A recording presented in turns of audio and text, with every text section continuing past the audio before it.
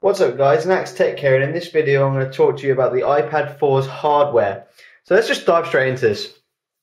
It comes in with a thickness of 9.4 millimeters. You can see there, if I put my fingers around it, it's not the thinnest tablet, but it also isn't the thickest tablet in the world. So not too bad on the thickness. What you will notice when you pick it up, however, is the weight. It's quite a heavy tablet in terms of tablets go. It comes in at 652 grams, and you'll definitely notice the weight of it. Let's go ahead and talk about the most important feature of a tablet nowadays, and it's the screen. The screen comes in at a 9.7-inch Retina display with a resolution of 2048 by 1536. And on this 4:3 aspect ratio tablet, that equals a pixel density of 264.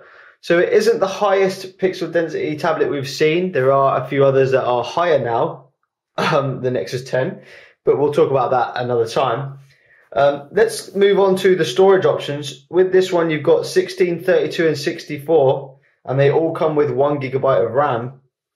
And let me just give you a little tour of the actual device itself. So we've got a 1.2 megapixel camera at the front here that was upgraded for the iPad 3, which I believe was less than a megapixel. So now it can do 720p FaceTime, which is useful. On the back, you've got a 5 megapixel shooter here that can do 1080p, pretty useful as well.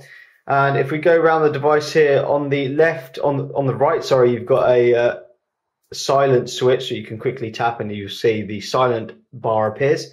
And on the right, you've also got a volume rocker. On the top, you've got the power button, and there's a very small hole there. I don't know if you can see it, but I believe that's the microphone, and the left is the headphone jack. Nothing on the left of the actual device, and at the bottom, you've just got a lightning port, which is Apple's new port. And at the bottom, obviously, you've still got that solid home button. And that's pretty much it in terms of ports and stuff like that. There obviously is no SD card. We weren't expecting one on this device, but it's not there if you want it. Inside the iPad, you've got the Apple A6X, which is their best chip. And it is very, very good. It's a dual core rated at 1.4 gigahertz. And I'll go ahead and do benchmarks and all that stuff on it another time.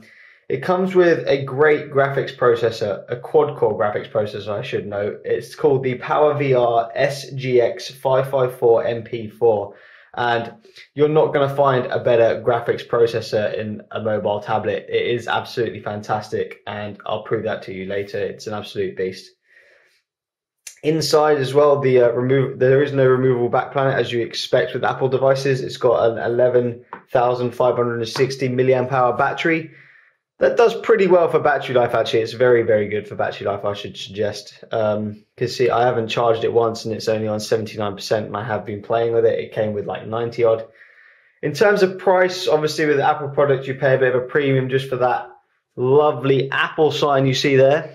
You know, this model is a 16 gigabyte model, just Wi-Fi, and it came in at $399. The 32 comes in at $479, and the 64 comes in at $599.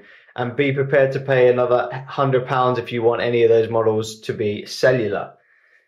So yeah, that's pretty much the hardware, guys. Being an Apple product, you expect a premium feel, and this doesn't disappoint. It's very, very nice. The glass at the front is very nice, and the aluminium back as well is also fantastic. It can feel a little bit slippy, but the build quality is absolutely premium. It feels like you're holding an expensive device, and it is, and it does really, really well in terms of that. So yeah, guys, that was my hardware review of the iPad 4. I'll see you all later.